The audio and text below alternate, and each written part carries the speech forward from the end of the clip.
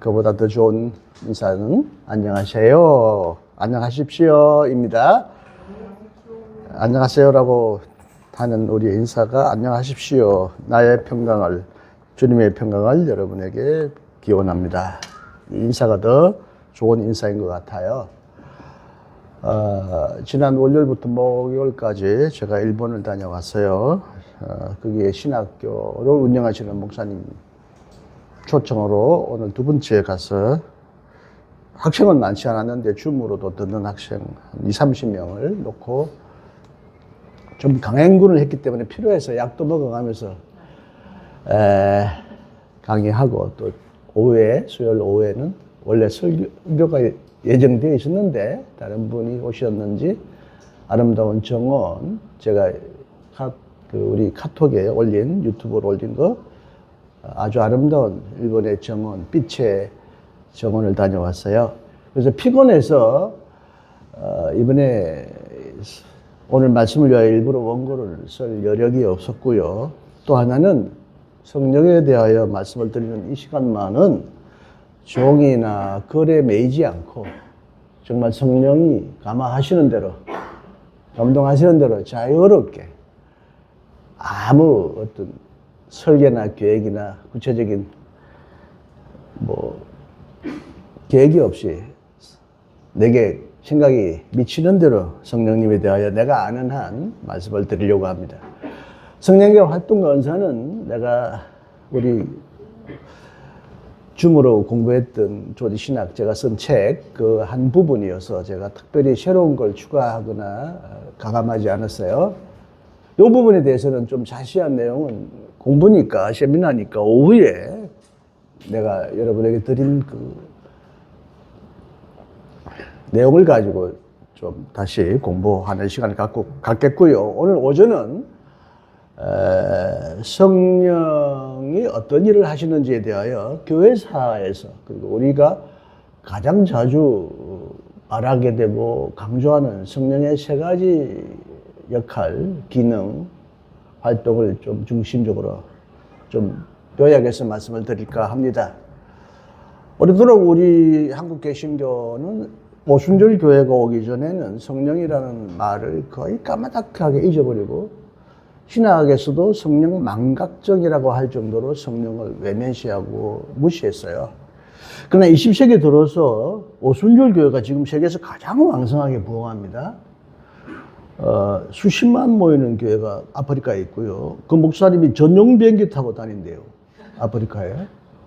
성령의 은사를 체험하고 경험하는 교회가, 모든 교회가 지금 추락하고 망하고 있는데 오순절 교회만이 온 세계에 확장되고 있는 이유가 뭐냐, 그게 대해서 많은 사람들이 신기해하고, 우리 교회도 성령을 받는 교회가 되자라는 운동이 또 새삼 일어나고 있고요. 20세기에서 새로운 신학에서 새로운 성령론에 대한 연구가 활발하게 일어났고, 제 스승 몰트만 선생님도 성령론에 관하여 책을 쓰셨어요.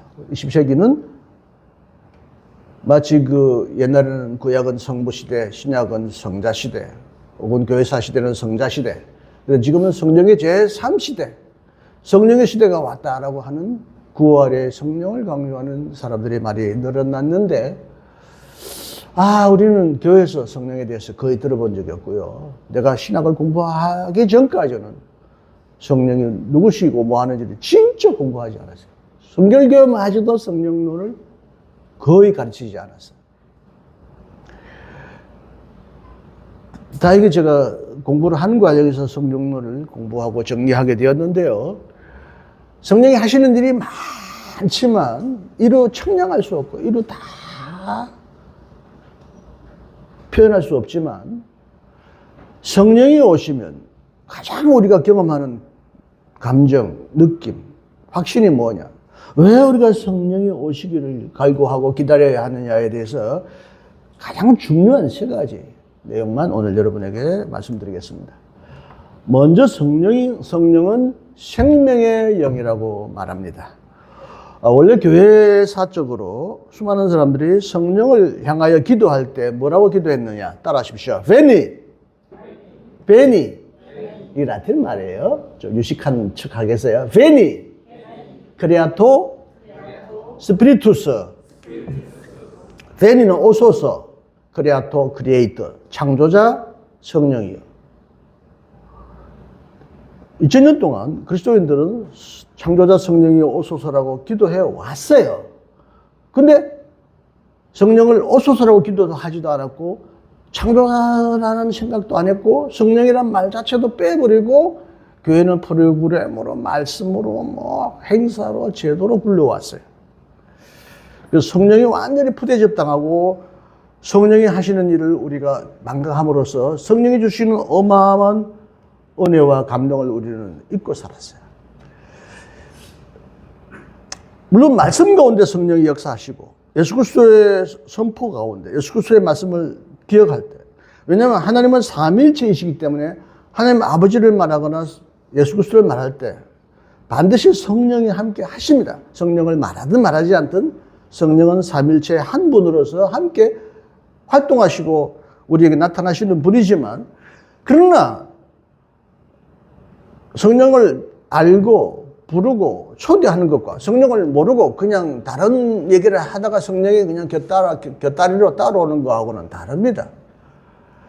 태교시가 오는 곳에 성교시도 있고 하지만 맨날 태교시하고 성교시는 태교시 안에 누구 마누라, 누구 엄마라고 말하는 것과 성교시라고 말하는 거하고는 다르잖아요. 오래도록 우리 여성들은 자기 이름을 붙다 그래요. 이름 찾기 운동하죠. 누구 엄마, 누구 아내, 누구 집사람 이렇게 얘기함으로써 그 각 개개인의 이름을 사람들은 잘 부르지 않았어요. 그게 진짜 여성을 제대로 인정하지 않고 어떻게 보면 차별한 거죠. 이제는 여성들도 자기 이름을 불러야 하겠죠. 성령은 무엇보다도 창조자 영이다. 창조자 영이라는 것은 천지를 창조할 때 성령이 함께 하셨다. 내가 언젠가 여러분에게 말씀드린 적이 있죠. 창세기 1장 1절에 하늘이 천지를 창조하셨는데 땅이 혼돈하고 공허한데 뭐 어쩌 하다가 수면 위에 하나님의 영이 운행하시더라 나옵니다. 수면, 물 위에 하나님의 영 할 때 이때 이 영이 성령을 말하는 거예요. 원래 히브리어 말로는 루아허, 바람, 숨, 호흡이라는 뜻이었어요. 그래서 성령은 하나님의 숨, 하나님의 입에서 나오는 어떤 능력, 에너지, 파워라고 이해되곤 했습니다. 자, 그런데 수면 위에, 물 위에 성령이 임함으로써 아마 이것은 천지 만물 가운데 생명 창조 가운데 물과 성령이 함께 했다는 것입니다. 여러분, 물이 있는 곳에 생명이 있기 때문에 오늘날도 외계 탐사하는 사람들은, 달을 탐사하는 사람은 물이 있는지를 찾습니다. 물이 있으면 거기는 생명이 반드시 있을 거라고 믿습니다. 근데 물이 있다고 생명이 저절로 만들어지지 않아요. 물에는 반드시 생명의 에너지, 물이라는 재료 위에 생명의 에너지가 하나님의 영이 있어서 생명이 탄생하는 거예요. 생명은 그처럼 신비한 거예요. 물이 있어서 자동적으로 생명이 나온다면 하나님이 필요 없어요. 그 물활론적이고 자연론적인 이해죠. 유물론적인 이해죠. 물질이 곧 생명이 된다. 아닙니다. 물질과 하나님의 영이 결합하여 생명이 되었다는 거죠. 니고데모가 예수님 찾아갔을 때 우리가 거듭나면 어떻게 해야 됐느냐고 물었을 때도 물과 성령으로 거듭나야 된다. 한 번 태어날 때도 우리의 생명은 사실 우리가 어머니의 뱃속에 물속에서 태어났잖아요. 양수. 지구가 물로 가득 차 있다는 것도 이게 생명의, 그리고 물이 그 하늘로 증발해서 비가 내려야 땅에 모든 식물이 자라납니다. 그래서 물이 없으면 생명이 자랄 수 없어요. 첫 창조도 물과 하나님의 에너지, 생명력이 그에 결합하여 첫 창조가 생겨났고 생명이 탄생했듯이 우리도 다 신기하게 어머님의 물속에서, 뱃속의 양수 속에서 태어났어요. 어머님의 사랑과 어머님의 음식과 에너지를 먹었지만 또한 거기에는 하나님의 에너지, 성령도 함께 하셨으리라고 우리는 믿습니다. 그리고 거듭나는 생명, 새로운 생명도 예수님은 물과 성령으로 거듭난다. 이걸 흔히 이제 물세례와 성령 세례라고 말하는 사람은 있습니다. 물을 물세례라고 표현하고 혹은 말씀이다. 말씀을 듣고 성령을 받음으로써 우리는 거듭난 천국의 백성으로 변한다. 이렇게 말하는 사람도 있습니다. 자관의 첫 창조, 첫 생명의 창조와 두 번째 새로운 영원한 하늘나라의 생명을 유업으로 받는, 선물로 받는 두 번째 창조에서도 물과 더불어 성령이 활동했다. 그래서 성령은 창조자 영인데 무엇보다도 그래서 생명의 영이라고 일컬어집니다. 저의 스승님이 1926년도 태어나서 2024년도 돌아가셨어요. 98세. 4월 8일 날 태어나셔서 4월 8일 날 하지 않고 5월 8일에 한국신학 아카데미라고 하는 신학연구소에서 탄생 100주년 기념 세미나를 해서 제가 또 강의를 하나 했는데요. 우리 선생님도 생명의 영이라는 두꺼운 책을 썼어요. 뭐만 하면 희망의 신학자다, 정치 신학자다, 막 세상 혁명을 말하고, 뭐, 막시스트적인 그런 이념화 막 전파한다고 뭐만 선생님 아주 비난하는 사람이 있고, 뭐 좌파다, 뭐 우익이다, 뭐 뭔가 이게 정치적인 혁명가다 이렇게 비난하는 사람이 있는데, 뭐만도 굉장히 경건하고 복음적인 사람이에요. 성령론에 관해 책 한 권 쓰는 대가가 흔치 않아요. 그 얇게 요약한 책을 또 제가 다시 번역한 책이 있는데 그거는 생명의 샘이라고. 샘. 원래 생명의 원천, 생명의 기원인데 독일말로 그걸 우리 아름다운 말로 샘물에서 물이 쏟아나는 샘이라고 번역해요. 우리 선생님도 무엇보다도 성령을 생명의 영이라고 했습니다. 여러분, 우리의 첫 생명, 육신의 생명과 영원한 생명을 창조할 때 반드시 성령이 함께 하셨습니다. 육신적인 생명이 약할 때 당연히 밥도 잘 먹고 운동도 하고 휴식도 취하고 스트레스도 풀어야 하지만 인간의 육신으로는 한계가 있잖아요. 저는 이번에 일본 가서 피곤할 때마다 일본에서 좋은 생약으로 된 성분된 피로회복제를 사 먹습니다만 그것만 가지고 체력이 보강 안 돼요. 그때마다 주님 힘주시옵소서. 성령님이여 나와 함께 하시옵소서. 성령님께 간구하고 기도하면 뭔가 활력이 넘치는 것 같고 생명이 넘치는 것 같아요. 그건 내 주관적인 느낌이고 오해일 수도 있으나 분명히 성령은 기도하면 구하는 자에게 주신다고 하셨잖아요. 이때 주는 것은 마치 물건처럼 이렇게 생각이 돼요. 물활론이라고 그러는데 에너지도 하나의 물질의 한 특성이잖아요. 아인슈타인은 E는 mc 제곱이라고 그랬는데 에너지는 m, 질량과 c, 가속도의 제곱의 합이다. 이 무거운 주먹의 질량이 속도가 강할수록 앞에 확 뭔가 부수는 힘을 발휘합니다. 마치 성령이 물건처럼 파워를 주는 약처럼 힘을 주는 어떤 재료처럼 이렇게 표현되어 있어요. 구하면 성령을 너에게 준다. 왜 우리는 사실 성령을 구하지 않아요. 뭐 하나님 뭐 밥 주시옵소서, 옷 주시옵소서, 뭐 직장 주시옵소서, 뭐 주시옵소서 구하는데 하나님은 야 그런 것보다 더 중요하고 더 귀한 그런 거 없어도 이것만 있으면 그건 다 있어도 좋고 없어도 좋고 있을 수도 있다. 뭐냐? 성령을 내게 먼저 주마. 성령이 하나님이 주시는 가장 큰 선물이라는 거예요. 생명이 있어야 그 다음에 직장도 있고 출세도 있고 뭐 가정도 있고 결혼도 있지. 생명이 비실비실하고 죽어가는데 명예와 돈과 권력이 무슨 상관이 있어요? 여러분의 건강한 생명을 유지할 때, 활기찰 때 그게 근거하여 여러분에게 주어지는 여러 가지 행복과 건강을 미래의 약속을 여러분이 꿈꾸는 꿈을 이룰 수 있지 않습니까? 또 한편 이 생명은 물질처럼 여러분에게 구할 때 마치 약을 먹는 것처럼 입을 열어라. 하나님이 너희에게 생명력을, 에너지를 부어주리라. 라고 하신 것처럼 여러분이 힘들 때 약도 먹고 운동도 하지만 성령님이 오시기를 구하시고 성령을 받으시길 바랍니다. 그러나 또한 성령님은 우리가 삼일체 성부, 성자, 성령 중에 하나님과 같은 존재이기 때문에 단순히 물건만이 아니라 그분도 인격적인 분이다. 성령도 우리의 마음의 고통을 아시고 우리에게 지혜를 주시고 우리를 위로하시는 살아계신 존재이기 때문에 이제 성령이여 주소서 내가 먹고 받아서 힘을 얻겠습니다 정도로만이 아니라 성령 하나님, 생명의 하나님, 어떻게 보면 생명의 어머니와 같은 분, 자비롭고 힘있는 생명의 어머니, 내게 오소서. 창조자 성령이여 오소서. 나는 이제 창조력이 고갈되고 생명력이 고갈되고 삶의 의지가 꺾이고 살고 싶지 않고 낙오된 것 같고 죽고 싶고 우울할 때 성령님이여 내게 오소서. 나와 함께 오소서 라고 기도할 때 새로운 생명의 힘을 반드시 주시리라 믿습니다.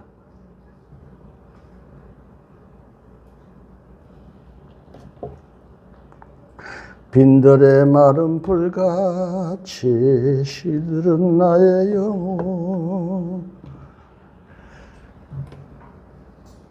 빈들의 가물어 메마른 땅에 단비를 내리시듯 성령의 단비를 부어 새 생명 주옵소서.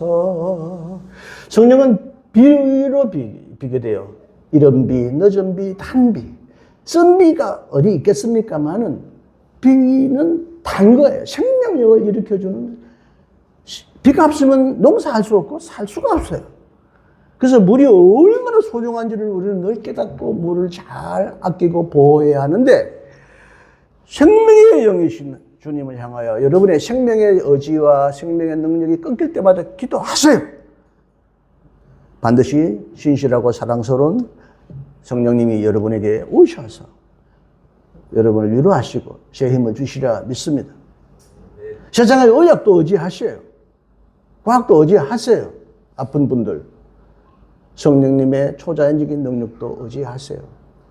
이번에 제가 일본에 다녀왔는데 그분이 왜 나를 초대했느냐 하면 작년에 내가 만든 유튜브 보고 예수님은 단순히 내 죄를 속하기 위하여 보혈을 흘려서 그 보혈로 나로부터 죄를 사하기 위하여 죽으신 분이라고 설교하면 일본 사람은 아무도 안 받아들인대요.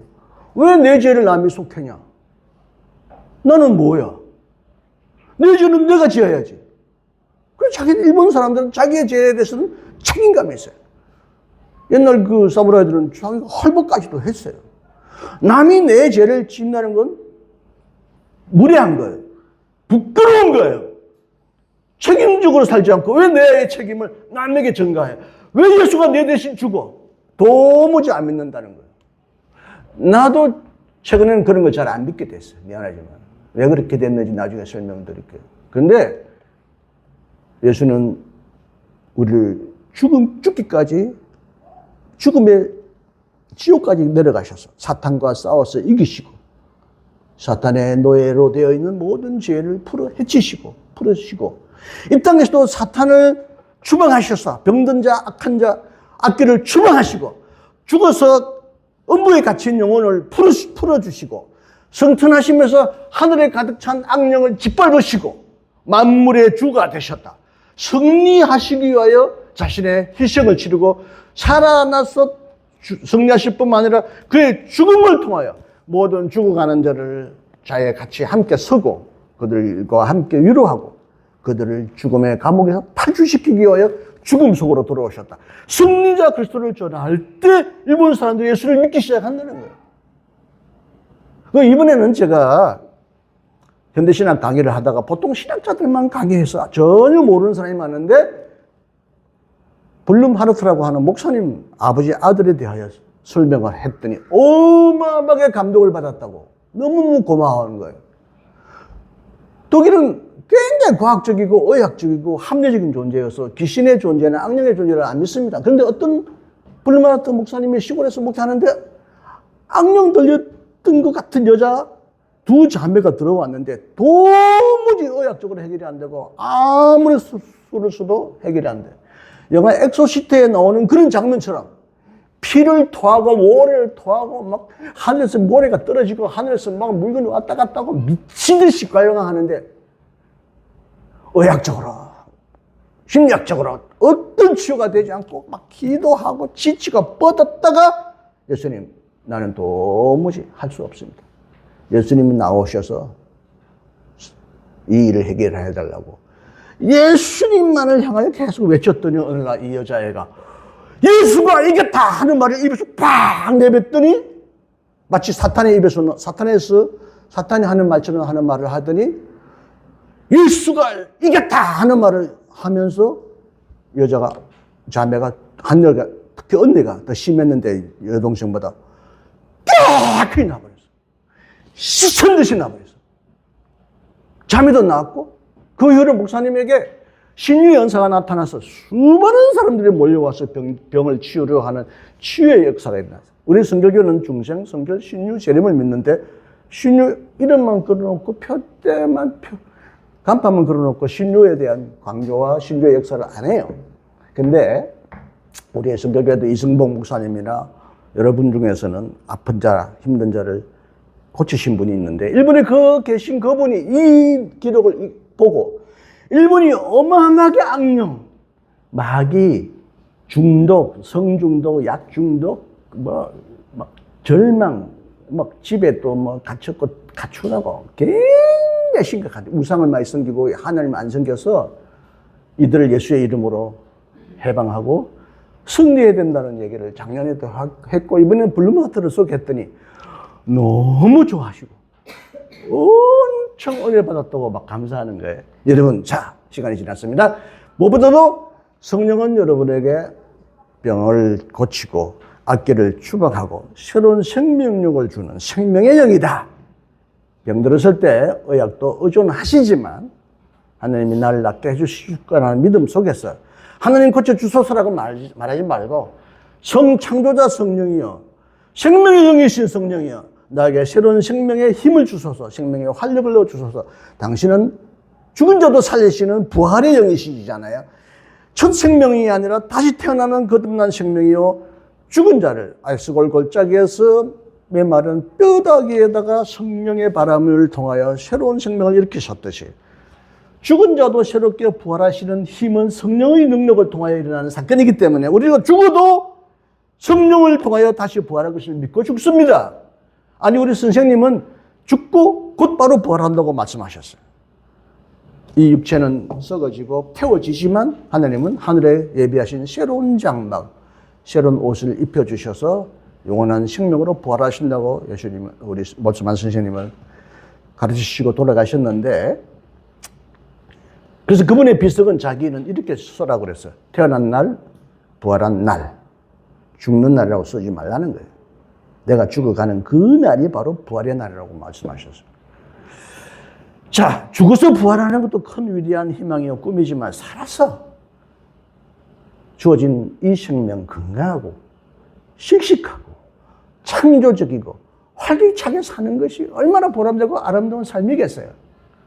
생명력, 창조력, 기력, 의지력, 희망이 끊어질 때마다 하나님에게 구하세요. 다른 걸 구해도 성령을 주신다고 하셨는데 하물며 성령이 오소서라고 구할 때 성령은 인격적인 분이기 때문에 부르면 안 달려오시겠습니까?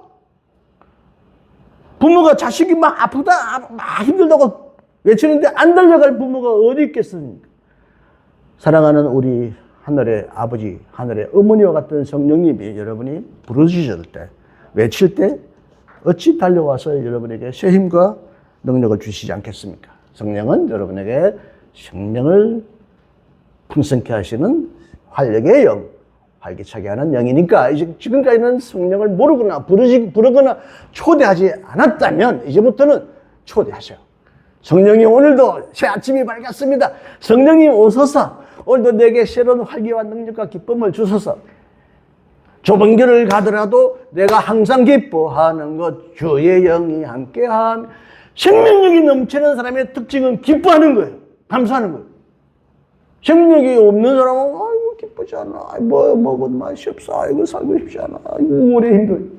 생명이 넘치는 사람의 특징은 기쁨이 넘치는 건데 기쁨도 성령이 우리에게 오시면 더 큰 기쁨으로 우리에게 주신다고 약속하시잖아요. 기쁨이 없는 여러분, 뭐가 없어서 기쁘지 않거나 있어도 뭔가 있는데도 환경이 좋은데도 기쁘지 않는다면 아, 내가 성령님을 모시지 않고 내 힘으로 살다가 내가 지치고 피곤하구나 그렇게 생각하고 성령을 초대하시기 바랍니다. 자, 시간이 많이 지나니까 나머지는 좀 짧게 말하겠습니다. 두 번째는 자유의 영이에요. 성령이 오는 것은 자유의 영입니다. 무엇보다 성령은 흔히 바람으로 비교됩니다. 바람이 어디서부터 왔는지 어디로 가는지 알 수 없습니다. 여러분 바람의 출처는 대충 이제 오늘날 대기압이 저기 남태평양에서 고기압이 올라오고 대충 올라가는 이제 일기예보를 통해서 말하지만 더욱이 성령은 바람보다 더 신비하고 오묘한 분이라 언제 어떻게 우리에게 올지 어떻게 떠날지 알 수 없는 분이에요. 그래서 성령은 자유로운 분이에요. 바람도 자유로운 겁니다. 바람을 손으로 잡은 사람이 있어요? 후! 할 테니까 한번 잡아봐. 잡혀요? 바람을 잡았다 하면 이미 손가락으로 빠져나갔어요. 성령은 무엇보다 우리에게 자유하게 하는 영이에요. 아까 보니까 또 찬송 말씀을 골랐대. 갇히고 그런 자 주의 영이 자유케 한다. 자유하신다. 무엇보다 예수께서 회당에 들어가셔서 첫 공생애를 시작할 때 주의 영이 내게 임하셨으니 갇힌 자에게 자유를 선사했다고. 우리는 살아가면서 수많은 예속과 갇힘 속에 살아갑니다. 성령 자유와 대비되는 가장 큰 반대 개념은 예속인데 무엇이 우리를 예속합니까? 전통, 제도가 나를 예속합니다. 교회로 말하면 직제, 직무가 완장찬 사람들이 직분 가진 사람들이 성도들의 자유로운 의견이나 견해를 눌러버리고 이건 오늘 당에서 결정했어. 이건 목사님이 결정했어. 이건 교황의 명령이야.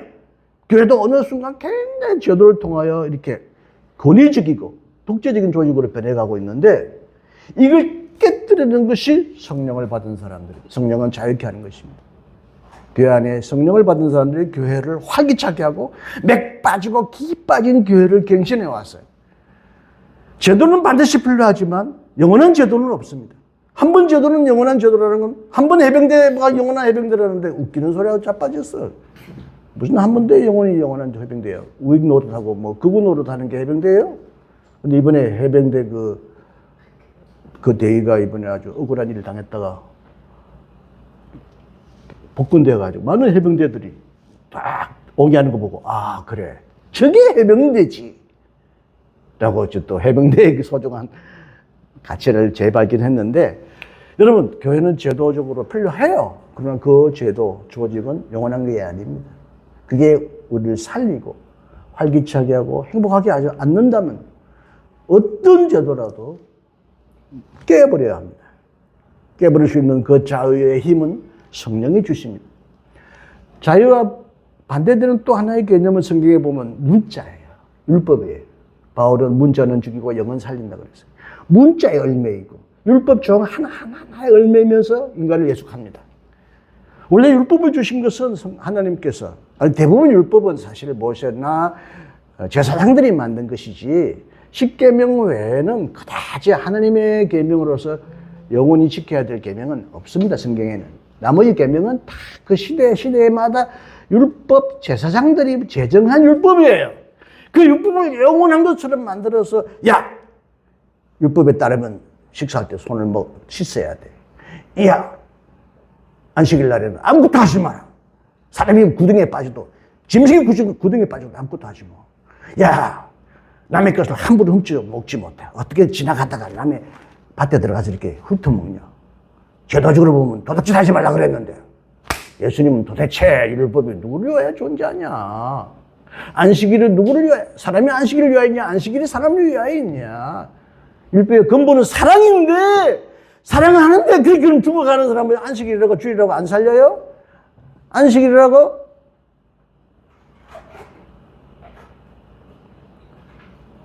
사랑을 행해야 될 자리를 율법의 이름으로 명확하게 사람을 차별하고 배제하고 주일이니까 안 된다. 옛날에는요 사실 주일이니까 가게 사복소도 안 돼. 주일날은 밥해도 안 돼. 맨디도 걸어가면 안 돼. 우리 한국교는 한때 그랬는데요. 율법은 우리에게 필요한 제도이지만 율법이 인간을 가두고 질식하게 하고 인간을 행복하게 하지 않는다면 그 율법은 사람을 죽이는 거고요. 문자도 그래요. 내가 여러분 성경 문자를 잘못 읽으면 오해하니까 성경을 함부로 읽지 말라고 수없이 얘기했습니다. 침노하는 자는 빼앗는 날에 침노하면 되겠네. 침노하지 말라는 얘기예요. 그게. 내 나라는 이 땅에 속한 것이 아니대요. 한번 보고 내 나라는 이 땅에 속하지 않고 저 나라에 있네. 웃기고 자빠졌네. 원래 그 뜻은 그런 뜻이 아니에요. 속했단 말은. 성경의 문자에 매이면 여러분 바보가 되고 병신이 되고 또라이 됩니다. 그 문자 배후에 있는 더 깊은 뜻이 뭔가. 맥락을 보고 앞뒤 문맥을 보고 예수 그리스도의 마음을 읽고 성경을 읽어야지. 원래 계획하지 않았는데 성령이 이 말을 하라고 그러네요. 지금 보수적인 교회 사람들이 동성애를 어마어마하게 반대하고 성경이 동성애에 반대하지 않느냐고 그러는데 성경에는 동성애를 반대하는 기질이 하나도 없어요. 남자와 남자가 부끄럽게 한다. 그건 동성애가 아니에요. 옛날에는 남자가 남자를 성강간하고 어린애를 희롱했어요. 성폭력을 남자가 남자에게 말하는 성폭력을 말했지 성경은 동성애를 말하지 않았어요. 근데 성경을 그걸 다 그렇게 문자적으로 해석한 거예요. 내가 지금 동성애가 옳다 그러다 그런 얘기를 지금 하려고 하는 게 아니라 성경도 문자적으로 절대 읽으면 안 됩니다. 성경을 문자적으로 읽으면 약이 아니라 독이 되는 경우가 어마어마하게 많습니다. 성경의 이름으로 노예를 차별하고 여성을 차별하고 성경의 이름으로 미국 사람들이 전쟁을 전개합니다. 부시는 기도하고 이라크를 때렸어요. 이번에 트럼프가 전쟁할 때 얼마나 많은 목사들이 둘러싸가지고 당신들은 예수님이 하시는 위대한 일을 합니다. 당신은 십자가를 지고 있습니다. 웃기고 자빠졌는데 십자가가 그게 십자가예요? 남을 때려 죽이는 게 십자가가 지는 거예요? 얼마나 성경을 문자적으로 오독해서 하나님의 영, 하나님의 마음을 망가뜨리는지 알 수 없어요. 자유는 성령은 제도, 전통과 대결합니다. 성령은 문자와 대결합니다. 또 하나는 성령은 육과 대결합니다. 육에 속한 사람과 성령에 속한 사람이라는 말이 성경에 있습니다. 제가 누차 말했듯이 육신이 약한 것이 아닙니다. 욕심이 악한 것이 아닙니다. 욕망은 악한 것이 아닙니다. 욕망이 없으면 사람은 살아갈 수 없어요. 여기서 말하는 탐심, 욕심은 영에 속하지 않는 육신의 생각은 가끔 너는 이 세상의 모든 욕망을 버렸네. 이 세상의 모든 나 저거 도저히 못 따라하겠어. 예수님은 이 땅에서 우리의 선한 욕망을 따라 하나님 나라를 이루라고 그랬는데 욕망 다 버렸네. 그럼 죽으라는 소리지. 아닙니다. 자기 중심적인 욕망, 나만 생각하는 욕망, 끝이 없는 욕망, 육신의 생각으로만 생각하고 하나님의 말씀과 하나님의 영의 생각을 잃지 않고 자기가 절대적이 되고 자기 육신적인 생각이나 육신적인 욕심을 완전히 중심에 놓고 세상 사람들은 다 자기를 위하여 뭔가 이용당하는 사람처럼 이렇게 말하는 자기 중심적인 사람, 무한한 탐욕을 추구하는 사람, 하나님의 뜻을 거역하고 욕심대로 살아가는 사람을 말하는 겁니다. 자, 오늘 성령은 자유의 영이다. 제가 한 가지 이제 마무리 짓겠습니다. 시간이 의외로 빨리 가네요. 사실 성령이 오시면 시간에도 제한되지 않아야 합니다. 시간에도 속박당하지 않아야 됩니다. 사실 성령이 더 하라 그러면 해야지 어떻게 해요. 마지막으로 한 가지는 자유를 위하여 여러분에게 성령을 주셨습니다. 여러분이 참 자유가 없다면 속박되어 있다. 어떤 속박이든 육체적인 속박이든 영혼의 속박이든 마음의 속박이든 사람의 속박이든 가족의 속박이든 성령을 통하여 참 자유함을 느끼시기 바랍니다. 그러나 자유가 있는 목적은 뭡니까? 우리는 자유는 오직 사랑할 자유만 있습니다. 그래서 성령은 사랑의 영이라고 말합니다. 성령의 은사 중에 제일 좋은 은사는 사랑입니다. 사랑이 없으면 아무것도 다른 그 어떤 것도 소용이 없다고 바울은 말합니다. 우리는 자유롭다. 우리 자유민주주의를 말하면서 자유민주주의가 마음대로 행할 수 있는 자유민주주의라고 착각하는데 아닙니다. 자유주의는 민주라는 가치 때문에 공익이나 이웃을 위하여 수많은 자유가 제한되어 있는 게 자유주의입니다. 멋대로 할 수 있는 자유는 그건 방종이고 방탕입니다. 그럼 사람을 죽일 자유도 있네? 오늘날 한국교회가 차별금지법을 반대하면서 나는 차별할 자유를 달라. 차별할 자유가 무슨 자유예요, 그게. 차별을 하지 않을 자유이지. 자유를 주신 것은 오직 사랑할 자유만 주신 거예요. 미워할 자유가 없어요. 차별할 자유가 없어요. 이 자유는 오직 사랑할 자유만을 주신 거예요. 그런 의미에서 성령은 사랑의 영이에요. 아무리 주여주여하고 아무리 총장이 아니라 총회장이 아니라 아무리 박사가 몇 개여도 사랑이 없는 사람은 성령을 받지 않은 사람이고 자신의 욕망대로 살아가는 사람입니다. 우리 교회가 하나님의 나라를 위하여 기도하고 성령이 오시기를 기도하는 것은 우리 교회가 활기차고 자꾸 맥 빠지냐. 오래 시간 지나면 맥이 빠지잖아. 또한 우리가 뭔가 제도와 관습에 지난이 전통에 갇혀 있는 것으로부터 벗어나야 되지만 무엇보다도 서로 더 사랑하게 해달라. 미워했다면 미움으로부터 벗어나게 해달라. 사랑 외에는 우리가 어떤 자유도 행할 자유가 없다. 사랑할 자유만이 우리의 자유다. 미워할 자유, 배제할 자유, 혐오할 자유, 차별할 자유는 없습니다.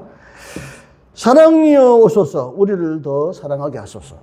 사랑은 연합하게 하고 서로 위해주고 도와주고 또 그 사람의 개성과 자유를 또 존중도 해줘야죠. 사랑의 이름으로 남에게 폭력을 행해서도 안 되고 자유의 이름으로 남의 자유를 침해서도 안 되듯이 사랑도 잘못하면 폭력으로 변하니까 사랑도 상대방이 정말 사랑하는 자유냐, 사랑당이 받을 수 있는 준비가 되어 있느냐, 사랑이 필요한 것이냐를 향하여 사랑을 행해야지.